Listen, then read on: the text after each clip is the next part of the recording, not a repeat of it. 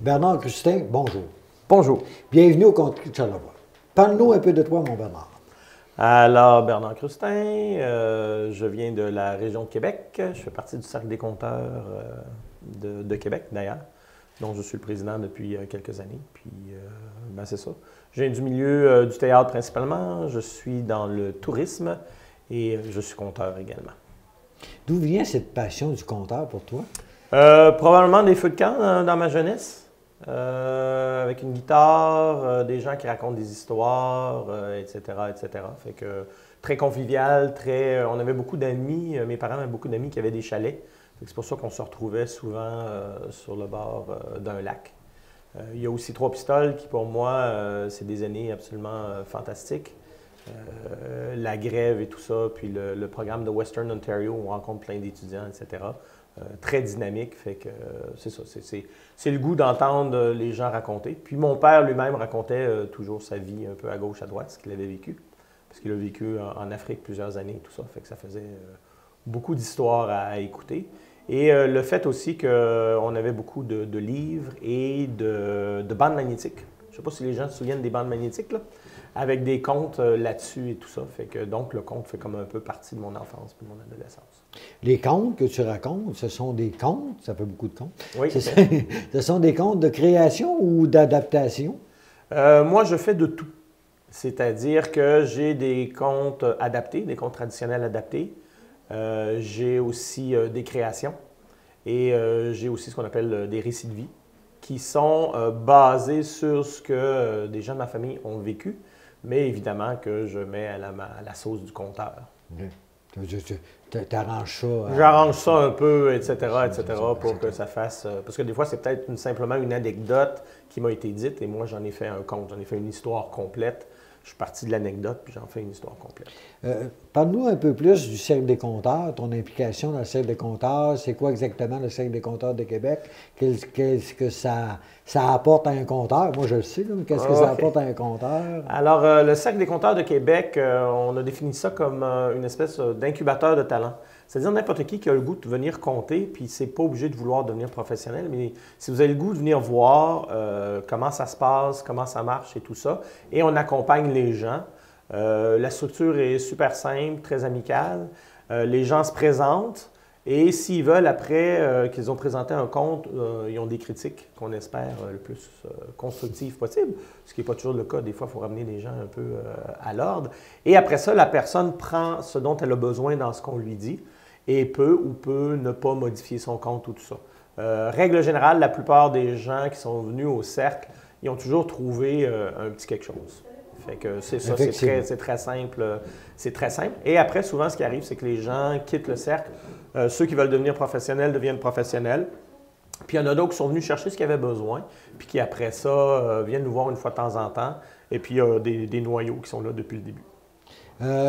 C'est quand le cercle exactement? Les réunions, c'est ça, les réunions soirées, du cercle. Oui, c'est ça. Les cercles, c'est les lundis à toutes les 3 semaines, qui est un compromis entre par mois qui est un peu long et 2 semaines qui est un peu rapide pour certaines personnes.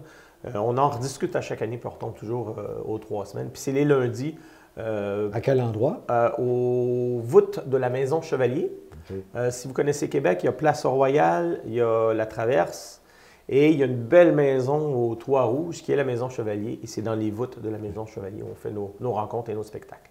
Donc, pas besoin d'être membre pour aller là? Non, pas besoin d'être membre. Quelqu'un peut se présenter là? On a des gens qui sont venus 2-3 fois, qui ont décidé de ne pas être membres, mais qui sont repartis puis qui sont venus chercher ce qu'ils avaient besoin. Il y a des gens qui avaient des projets particuliers, qui sont venus les présenter.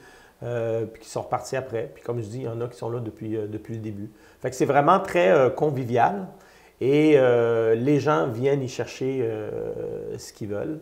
Et une fois de temps en temps, s'il y a une masse critique, on peut faire aussi des ateliers spéciaux. On a déjà eu Alexis Roy, Alexis Le Trotteur, s'il y en a qui se souviennent, qui est déjà venu donner un atelier une fin de semaine. Fait que des fois, il y a des membres qui nous demandent des choses, puis on fait « Ah, OK, est-ce que plusieurs membres veulent ça? » Oui, fait qu'on peut faire des ateliers. Ça fait un bout de temps qu'on n'en a pas eu directement, sauf qu'on s'associe aussi à des organismes comme par exemple le Musée de la civilisation, où il y a eu un atelier de maître qui vient d'avoir lieu la semaine dernière, c'est ma mémoire. Puis je pense que vous faites des spectacles aussi. Hein? Oui, on fait des spectacles. C'est que le but, c'est que ceux qui ont le goût c'est absolument pas obligatoire, se préparent, on choisit un thème et les gens, en général, on prend un maximum de 5 conteurs et conteuses et pour pas que ça soit trop long, là. Et donc, ça oblige les gens qui participent au spectacle à faire des contes d'une quinzaine de minutes.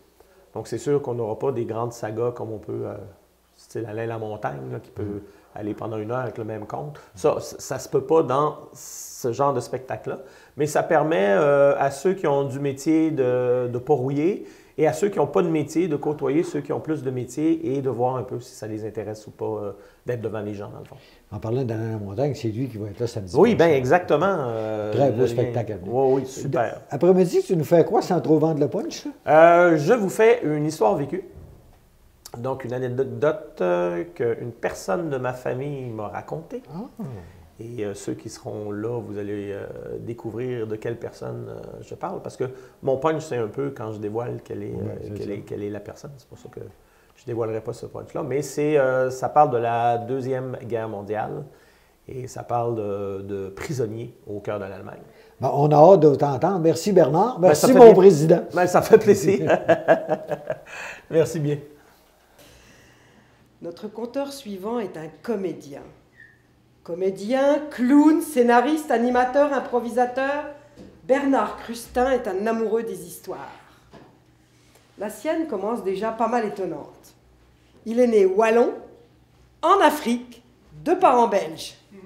Ce Québécois de cœur et d'habitude est un créateur dans l'âme, vibrant aux échos du monde du « Il était une fois ». Ses histoires sont rythmées et humoristiques, et elles se partagent entre le conte traditionnel, la création personnelle et surtout le récit de vie. Ces spectacles sont chargés d'intensité, malgré son air de ne pas vouloir en faire toute une histoire. Bernard est membre de l'Union des artistes du regroupement du conte au Québec, comme vos précédents amis conteurs, et président de notre cercle de conteurs de Québec. Aujourd'hui, notre ami Bernard, humaniste, présente un conte, récit de vie, sur la Deuxième Guerre mondiale, le morceau de chocolat. Vous avez faim? Bernard!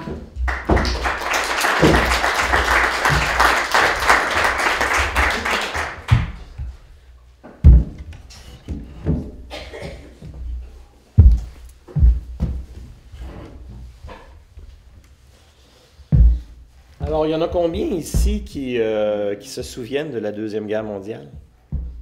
Ben, on est un peu né après. Oui, c'est ça. Je vérifie un peu l'âge de mon auditoire. On va changer de registre un peu.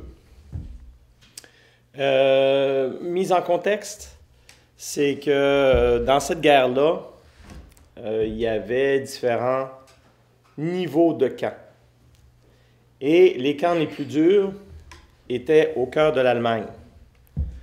Pourquoi? Parce que ça veut dire que si on veut s'en sauver, dès qu'on se retrouve dans la rue, il faut pouvoir parler allemand. Il faut pouvoir se débrouiller. Il faut pouvoir se faire passer pour un Allemand. Et il faut aller soit vers la Suisse, qui était neutre, ou essayer de rejoindre un autre pays. Mais la plupart du temps, les prisonniers s'en allaient vers la Suisse, puis revenaient après. Et pourquoi c'est important que ces gens-là ne s'échappent pas? C'est parce qu'en général, ils faisaient de la résistance une fois qu'ils étaient revenus dans leur pays. Et donc, les camps les moins durs, si je peux m'exprimer ainsi, étaient près de la frontière. Et ceux qui étaient vraiment au cœur de l'Allemagne, c'était des récidivistes, des gens qui avaient été repris et qui avaient survécu aussi, qui n'avaient pas été tués. Et ces gens-là, eh bien, c'était des gens, dès qu'ils s'échappaient, on pouvait leur tirer dessus à vue. Pourquoi on les gardait? Parce qu'ils servaient de monnaie d'échange avec les Alliés. C'était souvent des sous-officiers et des officiers. C'est sûr que le simple soldat, lui, il ne se rendait jamais là. Alors, mon histoire se passe justement au milieu de la guerre, au fin fond de l'Allemagne, on ne sait pas où exactement. Une des prisons, c'est un vieux château. Alors, imaginez un vieux château médiéval. Imaginez dans ce vieux château un donjon. Avec une pièce qui est à peu près, mettons, la première rangée qui va là jusque là. Imaginez que dans ce coin-là, il y a la porte, comme on voit dans les films, avec l'escalier de pierre sans rampe qui descend. Imaginez dans cette salle qui sont 42. C'est un donjon. C'est pas chauffé cette affaire-là. On est à quelques jours de Noël. Imaginez que vous entendez des gens qui toussent. Il y a des gens malades qui ne sont pas soignés. Imaginez que vous voyez les murs de pierre qui sointent. Des petits grillages, même pas de fenêtres, donc l'air froid qui entre. Les gens ont ce qu'ils ont avec eux, sans plus. Si vous fermez les yeux 2 instants et que vous écoutez, vous allez entendre les gouttes d'eau qui tombent d'un côté, de l'autre. Vous allez entendre les pas furtifs des rats qui cherchent à manger. Évidemment, toutes sortes d'insectes identifiés et non identifiés en même temps. Mais c'est surtout ce silence. Ces gars-là, c'est les durs de durs. Ils n'ont pas besoin de se parler pour se comprendre, puis ils n'ont plus rien à se dire non plus.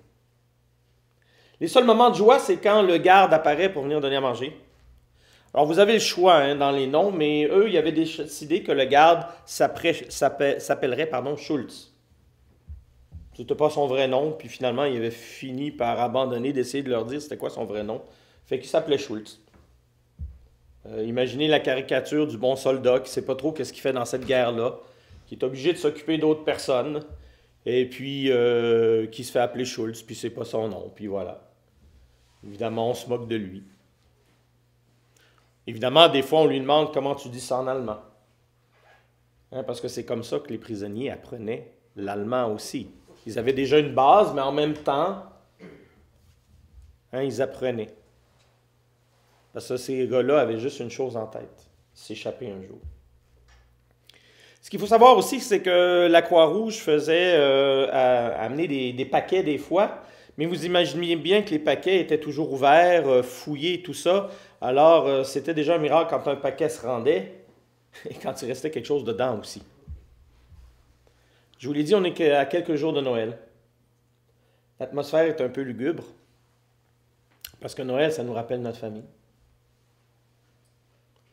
Schultz arrive à un moment donné et dit « Raymond Lurquin! » Ya, je suis là. Et tout le monde rit un peu. Tu as un paquet de la Croix-Rouge.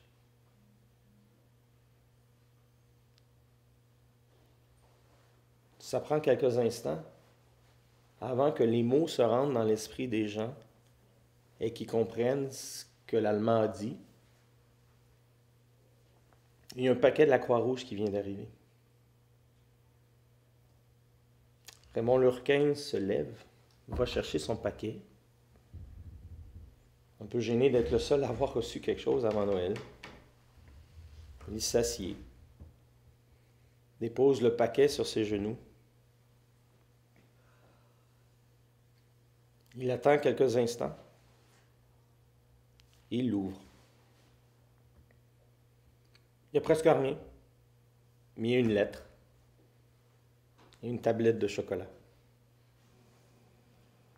Il prend la lettre, il l'ouvre, il reconnaît tout de suite l'écriture, c'est sa femme qui lui écrit.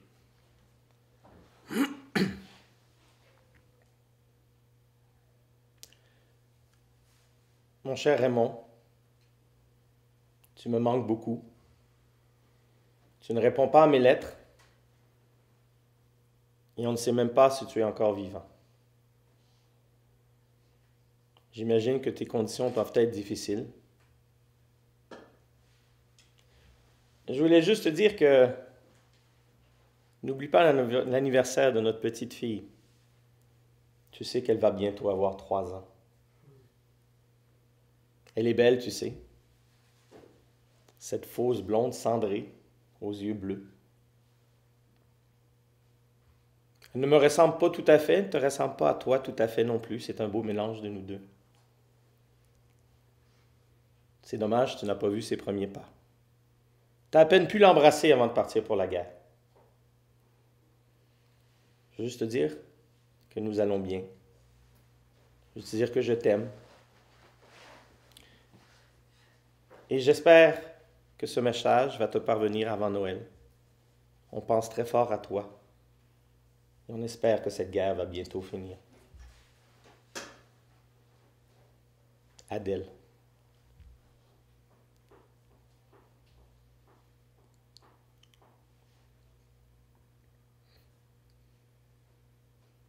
Évidemment, il n'a pas dit aux autres qu'est-ce qu'il y avait dans la lettre. Et par ses gestes, par son moment d'émotion, tout le monde a compris que ça venait de chez lui. Et là, il a pris la tablette de chocolat, à peu près grande comme ça, même probablement un peu plus petite. Il a regardé les gens autour de lui. Il a fait un calcul mental. Il a défait l'emballage. Et morceau par morceau, il a fait 42 morceaux. Et presque comme une cérémonie sacrée, même que les gens ont automatiquement mis les mains comme ça. Et chaque homme a reçu son morceau de chocolat.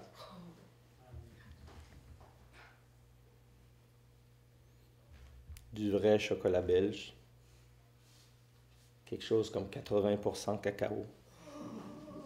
Extrêmement amer.